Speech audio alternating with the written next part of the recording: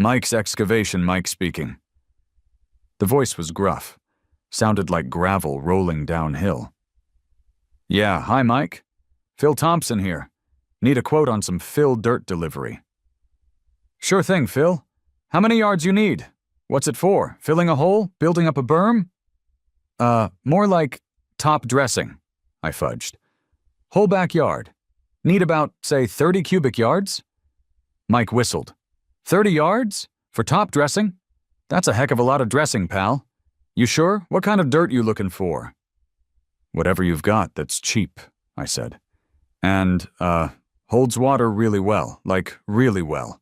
Got some drainage issues I'm trying to manage. Another pause.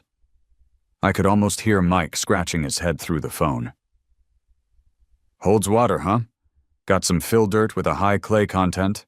Cheap as dirt. But it turns to pure muck when it gets wet. You sure that's what you want? Perfect, I exclaimed, maybe a little too enthusiastically.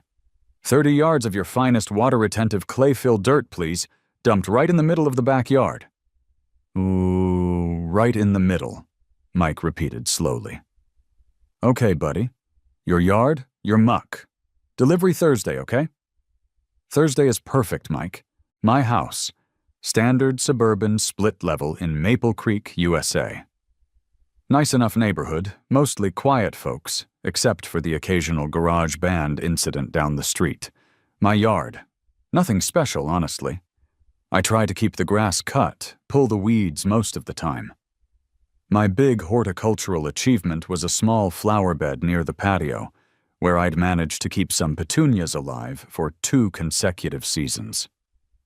Not exactly the botanical gardens, but they added a nice splash of color.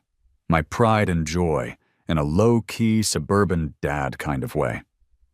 Then there was Brenda, next door. Middle-aged, perpetually frazzled-looking, owner of Fifi. Fifi was a dog.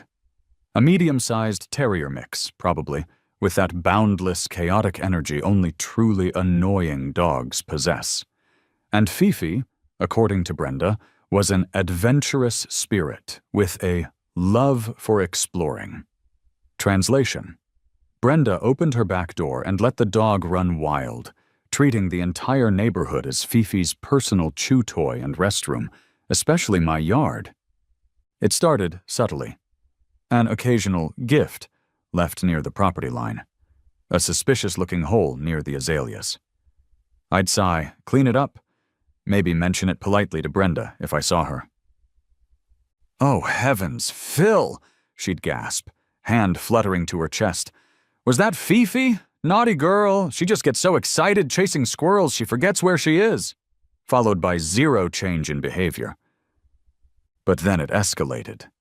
It became a daily occurrence. I'd come out in the morning to get the newspaper and nearly twist my ankle in a freshly dug Fifi hole right by the walkway. I'd be trying to enjoy a quiet cup of coffee on the patio, only to see Fifi gleefully excavating my aforementioned prize petunias, dirt flying everywhere. And the poop. Oh, the poop. Always in the most inconvenient places. Middle of the lawn just before mowing day, right next to the kids' sandbox. Once, memorably, directly on top of the welcome mat by my back door. It felt targeted. My conversations with Brenda grew less polite. Brenda, seriously, Fifi just pooped on my welcome mat. Oh dear, are you sure it was Fifi? There are other dogs around. There weren't. She must have had an upset tummy. Poor angel. Brenda, she dug up half my flower bed. Again. Well, Phil, maybe your soil is just particularly inviting.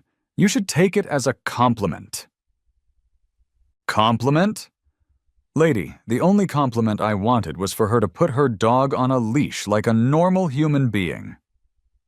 I tried deterrents, sprinkled cayenne pepper around the flower beds. Fifi seemed to consider it a zesty seasoning. Bought one of those motion-activated sprinklers. Fifi either barked at it incessantly or treated it like a fun water game, emerging soaking wet, but undeterred. Brenda actually complained to me about the sprinkler hitting her precious angel. The nerve. I considered fencing, but our section of the neighborhood didn't have fences between backyards, just low decorative shrubs.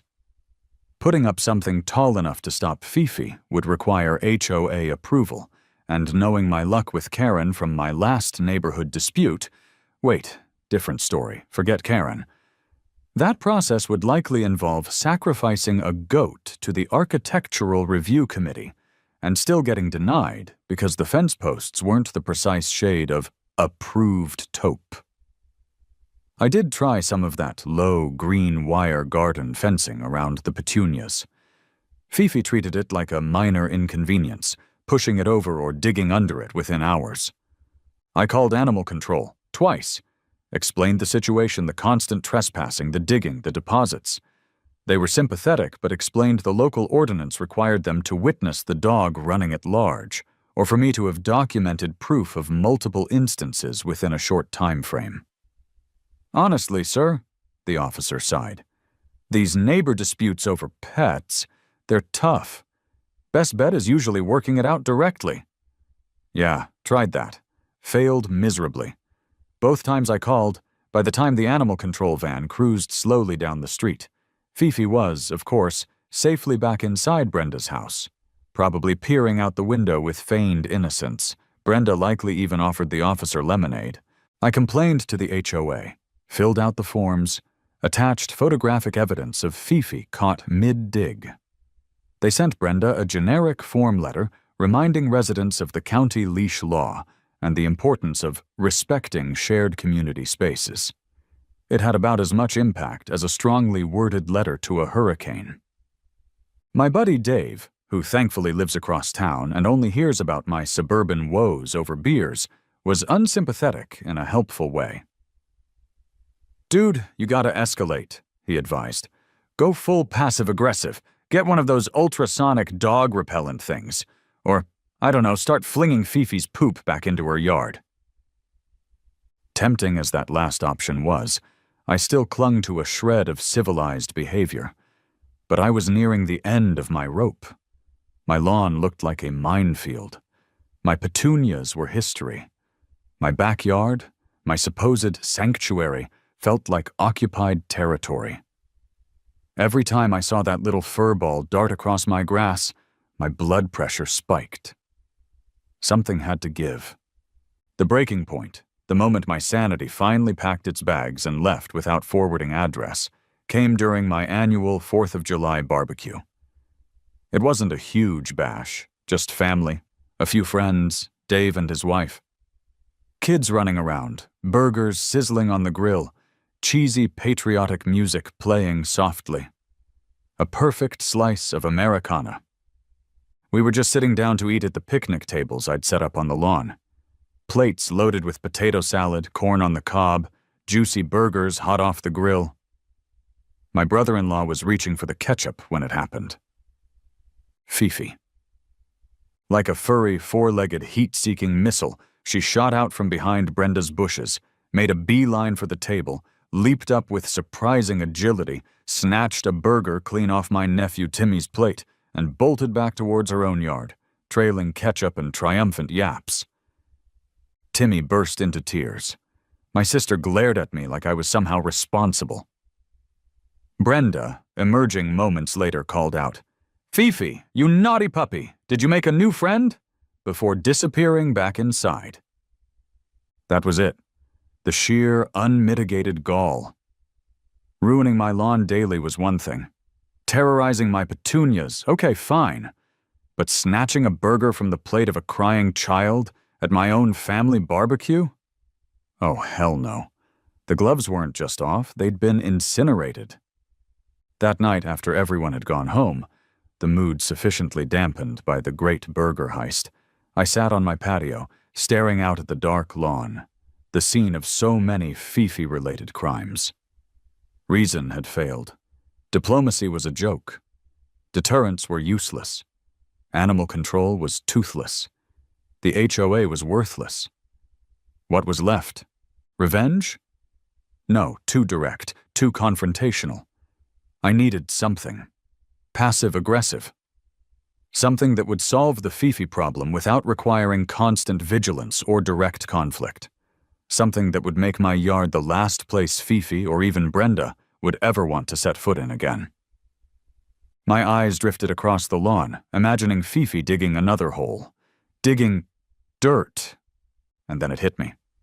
An idea so simple, so primal, so gloriously messy, it made me grin in the darkness. Brenda always said Fifi just loved exploring, loved digging, loved being a dog. Fine. If Fifi loved dirt so much, I'd give her dirt. Nothing but dirt. Wet dirt. Mud, glorious, thick, shoe-sucking, fur matting. Impossible to clean off the carpets. Mud. If my yard was an unusable swamp, Fifi couldn't dig holes. Where would she put the dirt? She couldn't leave neat little deposits. They'd just vanish into the ooze. And Brenda? Brenda would have to physically wade through muck to retrieve her precious, mud-caked angel if she ever let her wander over again. Maybe, just maybe, the sheer inconvenience and mess would finally convince her to keep her dog contained. The plan solidified quickly. Phase 1. Acquire dirt, lots of dirt. Not nice, expensive topsoil. Cheap fill dirt. The kind with lots of clay, the kind that turns into sticky goo when wet. Phase 2. Add water. Copious amounts of water. Turn the entire backyard, or at least the main lawn area Fifi favored, into a shallow, glorious mud pit. Phase 3. Observe. I hit the computer. Bulk fill dirt delivery near me. Cost of 30 cubic yards topsoil. Quickly revised to cheapest fill dirt. My backyard wasn't enormous. Maybe 1,500 square feet of actual lawn? 30 cubic yards sounded like enough to create a respectable layer of muck across most of it. Then water. My sprinkler system could probably do it, but it would take forever and might raise suspicion. Renting a water truck? Maybe overkill for phase 1. I decided multiple hoses running for a day or two should achieve the desired swamp-like consistency. Finally, the supplier. I needed someone who delivered bulk dirt and wouldn't ask too many questions. Found a local place online. Mike's Landscaping and Excavation. We haul it all. Sounded promising. I dialed the number. Mike's Excavation, Mike speaking. The voice was gruff. Sounded like gravel rolling downhill. Yeah, hi Mike. Phil Thompson here. Need a quote on some fill dirt delivery. Sure thing, Phil. How many yards you need? What's it for? Filling a hole? Building up a berm?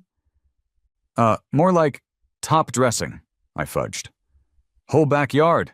Need about, say, 30 cubic yards? Mike whistled. 30 yards? For top dressing?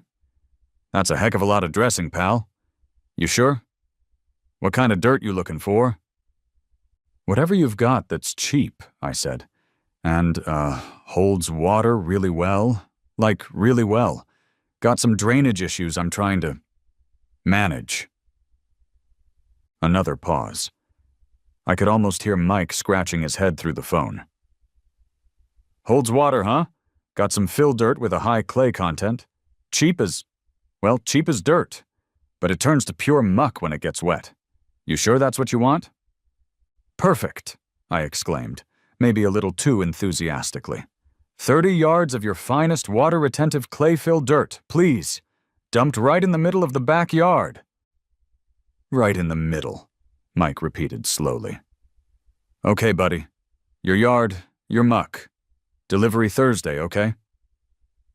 Thursday is perfect, Mike, I said, barely containing my glee. Operation Mudslide is officially a go. Thursday morning arrived, pregnant with possibility and the promise of large quantities of earth. I took the day off work, citing a vague home maintenance emergency. Around 9 a.m., the rumble began. A truly enormous dump truck, emblazoned with Mike's Landscaping and Excavation, backed slowly and carefully into my driveway, its bed tilted ominously high, filled to the brim with dark, clumpy-looking dirt. This, unsurprisingly, attracted attention. My neighbor on the other side, Mrs. Gable, poked her head out her front door, eyes wide. Kids down the street stopped their bike riding to stare. Even Henderson, different Henderson, Volcano Henderson, wait, no, forget the volcano, paused his meticulous lawn edging 3 doors down. And Karen? Her kitchen window curtain was pulled back just enough to reveal one suspicious, unblinking eye. The truck driver, a young guy chewing gum nonchalantly, hopped out, confirmed the address, glanced at my pristine, for now, backyard lawn, looked back at his truck full of dirt, and gave me a look that clearly said, "Are you out of your freaking mind?" "Just dump it right there in the middle?" he asked, gesturing towards the expanse of green grass. "Yep," I confirmed cheerfully. "Right in the center. Let her rip." With a deafening roar, a screech of hydraulics, and a ground-shaking thump, 30 cubic yards of clay-heavy fill dirt cascaded onto my lawn, forming an imposing brown mountain that instantly smothered about 2/3 of the grass. The truck pulled away, leaving me standing there with a shovel, surveying my newly acquired geological feature. "Phil," Mrs. Gable called out, venturing down her driveway. "Good heavens, what happened? Did a sinkhole open up?" "Nope." I leaned on my shovel, trying to look like this was all part of a master plan. "Just starting a major landscaping project, Gladys. Very natural. Getting back to basics." She just shook her head, muttered something about property values, and retreated indoors. Phase 1 complete. Now for Phase 2, hydration. I uncoiled multiple garden hoses, connecting them to every available outdoor spigot. Attached an array of sprinklers, oscillating, rotating, pulsating, and placed them strategically around the giant dirt pile and the remaining patches of doomed grass. Took a deep breath, turned all the spigots on full blast, and retreated to the patio to watch the chaos unfold. Water arced through the air, soaking the mound, streaming down its sides, pooling at the base. The dark clumps of dirt began to soften, dissolve, spread. The remaining grass quickly became saturated. I might have helped things along with a rake, spreading some of the dirt into thinner layers, ensuring maximum water absorption. I left the sprinklers running for hours, all morning, all afternoon. My water meter was probably spinning like a Formula One race car, but I didn't care. Slowly, inexorably, my backyard transformed. The grass vanished. The giant pile slumped and spread. What remained was a beautiful, uniform expanse of thick, brown, glistening mud. At least 6 inches deep in most places, deeper near the original pile. It wasn't just wet dirt. It was a genuine, top-quality mire, a swamp, a bog, my own private Passchendaele. It smelled earthy, primal. It looked appalling, and absolutely perfect. Around 4 p.m., I turned off the sprinklers, surveyed my handiwork. Glorious. Not a single blade of grass visible. Just smooth, deep, welcoming mud. Now all I needed was the guest of honor. Right on cue, around 4:30, Brenda's back door opened. "Fifi, outside," she called sweetly. Fifi trotted out, tail wagging, heading straight for her usual digging spot near my, now submerged, azaleas. She reached the edge of the lawn and stopped, hesitated, sniffed the air, looked down at the strange brown wet expanse before her. I held my breath, watching from my kitchen window. What would she do? After a moment of canine contemplation, Fifi seemed to decide, what the heck? She took a tentative step into the mud. Her paw sank about 3 inches. She tried another step, sank again. She looked confused. Then, perhaps embracing her inner terrier, she decided digging was still the answer. She started frantically digging at the mud, sending brown splatters flying, getting deeper and deeper until she was practically swimming in the stuff. Then, apparently deciding this was the best thing ever, she started rolling in it, ecstatically, back and forth, coating every inch of her furry body in thick, brown goo. Brenda chose that moment to call her back. "Fifi! Fifi! Treat time!" Fifi, hearing the magic word, dislodged herself from the mire with a wet schluck and bounded happily towards Brenda's back door, leaving a trail of muddy paw prints across my patio. Collateral damage, acceptable. Brenda opened the door, treat in hand, smile on her face. The smile vanished, replaced by a look of utter horror as she took in the creature standing before her. Fifi, no longer white and fluffy, but a dripping, mud-caked swamp monster, wagging her tail enthusiastically, showering the doorstep with brown droplets. Brenda looked at her dog. Then her gaze lifted, slowly, towards my yard, towards the vast, glistening expanse of mud. Her eyes widened. Her face went pale, then flushed crimson. She opened her mouth and let out a scream. Not a startled yelp, but a full-throated, blood-curdling scream that probably rattled windows down the block. "Fifi! Oh my God, what happened to you?" she shrieked, recoiling from her own dog. Then her head snapped towards my house. "Michael Thompson!" she screamed, her voice cracking with rage. "What did you do? What did you do to my dog? What did you do to your yard?" I chose that moment to casually step out onto my patio, holding a lemonade, observing the scene with feigned detachment. "Problem, Brenda?" I asked mildly. "Problem?" she shrieked, pointing a trembling finger first at the mud dog, then at my yard. "Look at her, look at this! This swamp! You did this deliberately, to hurt my Fifi." "Hurt her?" I raised an eyebrow.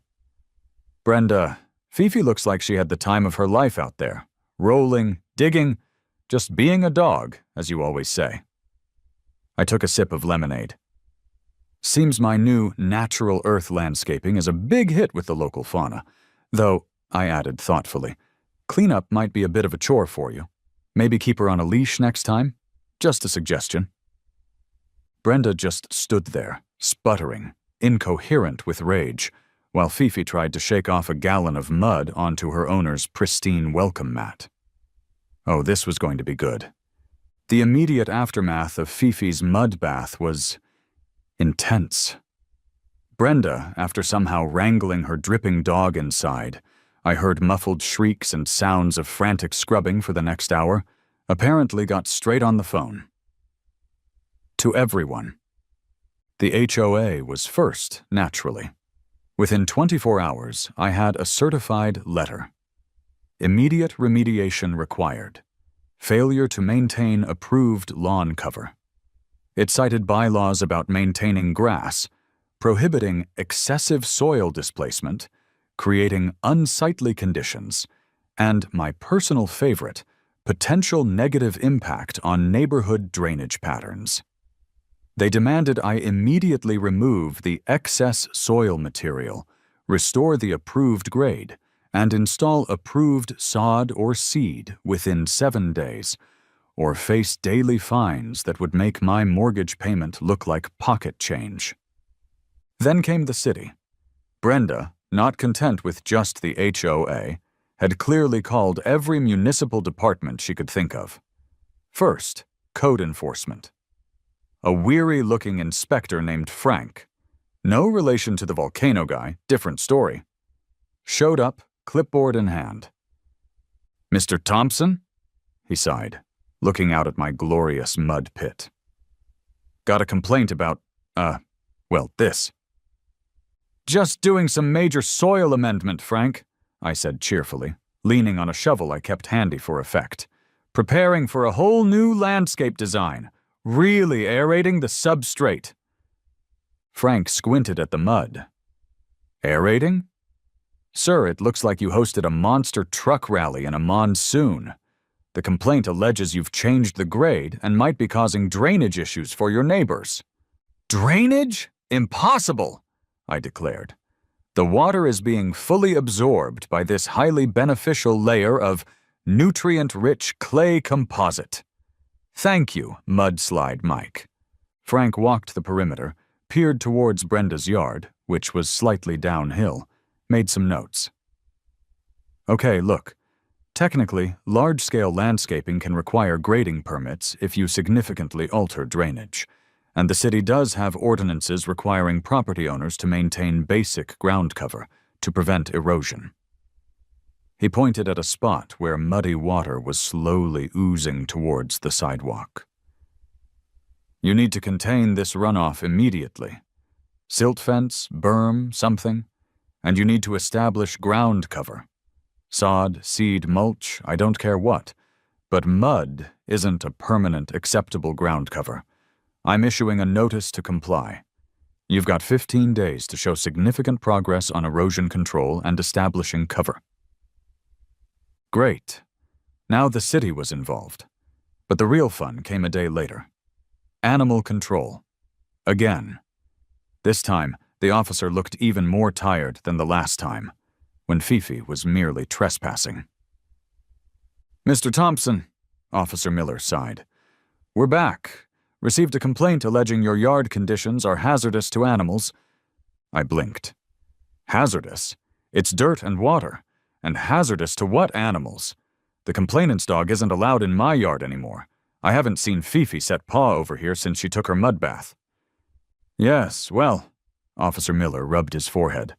The complainant, Miss Brenda Neighbor Lady? He didn't actually say that, but his tone implied it. Now alleges that the mud itself is a danger, that her dog could get stuck, ingest harmful bacteria, or suffer emotional distress from viewing the unsightly conditions. I stared at him. Emotional distress? From looking at mud? Is that even a thing? Officer Miller gave me a look that said, You have no idea the calls we get. He continued, Look, sir, as I told you before, unless the mud contains actual toxins, or you've dug pits designed to trap an animal, there's no violation regarding the condition of your private property relative to a neighbor's pet that isn't supposed to be there anyway. He glanced towards Brenda's house, where Fifi was visible in the window, looking clean and fluffy again. However, he added, we did remind Miss Neighbor Lady quite sternly about the county leash law and the penalties for dogs running at large. Perhaps that will have more effect this time. He tipped his hat and left, leaving me with a small sense of vindication. Life in the mud pit era was unique. Getting the mail involved, navigating a series of strategically placed planks I'd laid down. Mud got tracked everywhere, despite my best efforts. The backyard smelled perpetually damp and earthy. After a heavy rain, it briefly achieved the consistency of chocolate pudding. Buster the Beagle. Wait, wrong story. I don't have a dog named Buster here. Phil doesn't have a dog. Scratch that. I mostly avoided the backyard, except to occasionally turn on the sprinklers briefly to maintain the proper level of muck, especially if I saw Brenda peering out her window. Brenda, meanwhile, was now a model dog owner. Fifi was always on a leash for walks. Potty breaks happened in her own yard, which, I noted with satisfaction, was starting to show some wear and tear. When Fifi was outside, Brenda watched her like a hawk. Victory? It seemed so. But the cost was currently 30 cubic yards of mud, angry letters from the HOA, and a ticking clock from code enforcement. The HOA called an emergency meeting, of course. Failure to maintain property standards, creation of hazardous nuisance. I attended, armed with my code enforcement notice, showing I had 15 days to start remediation, not finish it, and a newfound sense of calm. Mrs. Davenport, different Davenport, chapel story, let's just call her the HOA president, was furious. Phil, this is unacceptable. It's blight. It's impacting everyone's property values. You must restore your lawn immediately.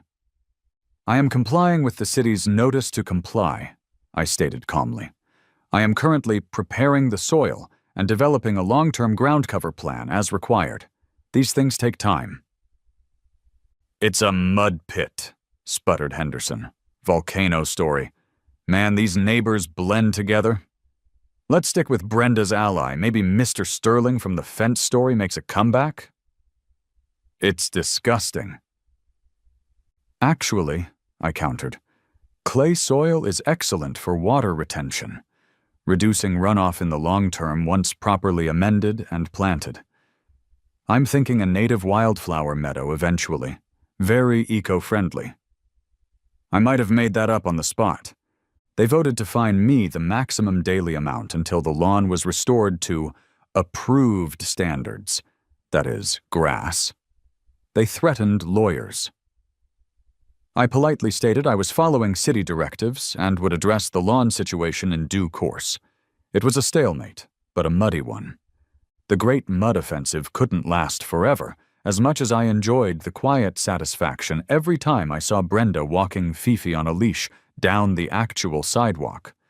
And the sheer absurdity of my backyard swamp, reality, and city ordinances eventually intruded. The code enforcement deadline was approaching, and the threat of city-imposed fines on top of the HOA's legally dubious ones was a powerful motivator. Plus, honestly, living next to a giant mud pit, even one born of righteous indignation, gets old. It smelled weird when it got really hot, and mosquitoes started eyeing it like prime real estate. So, Operation Remediation began, slowly. Very, very slowly. First, I had to deal with the drainage and erosion control to satisfy the city inspector. This involved installing a silt fence along the property line bordering Brenda's yard. Oh, the irony. Building a fence to contain mud runoff caused by not wanting her dog past the original boundary. And digging a shallow swale near the back to manage water pooling after rain.